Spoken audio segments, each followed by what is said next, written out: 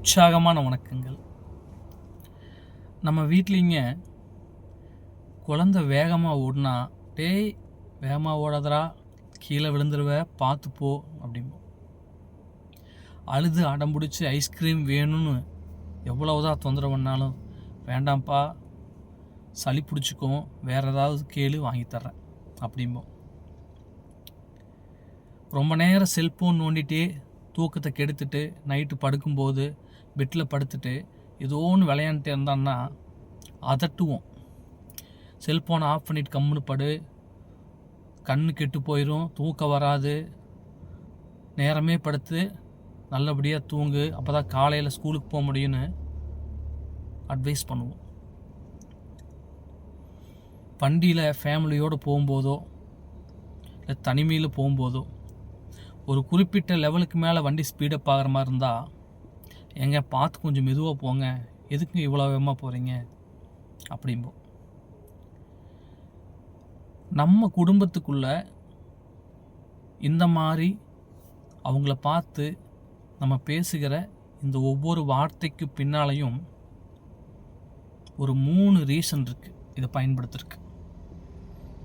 எந்த அடிப்படையில் இந்த அட்வைஸ் கொடுக்கப்படுது அப்படின்னு பார்த்தா, அவங்க மேலே வச்சிருக்கிற அதீத அன்பு, அவங்க மேலே வச்சிருக்கிற அதீத அக்கறை, அவங்க மேலே வச்சிருக்கிற அதீத பொறுப்பு.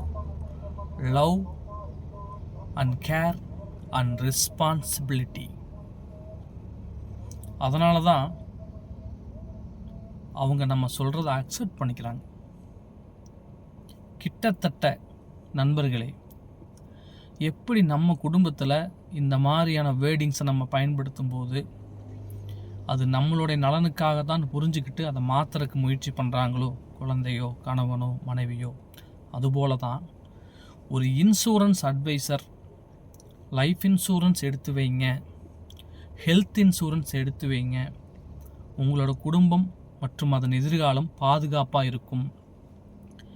எதிர்பாராத மருத்துவ செலவுகள் ஏதாவது வந்துட்டால் நம்ம கலங்க வேண்டியதில்லை, கடன் வாங்க வேண்டியதில்லை, தயவு செய்து எடுத்து வைங்க அப்படின்னு சொல்கிற அந்த வார்த்தையும் எது போலங்க, எப்படி உங்கள் குடும்பத்தில் ஒருத்தருக்கு நீங்கள் சொல்கிற அந்த அட்வைஸுடைய அடிப்படையில் அன்பு, அக்கறை, பொறுப்பு அப்படிங்கிற விஷயம் இருக்கோ, அதே மாதிரி ஒரு இன்சூரன்ஸ் அட்வைசர் சொல்கிற அந்த வேர்டிங்ஸ்லேயும் அன்பு, அக்கறை, பொறுப்பு இது 3ம் இருக்குது.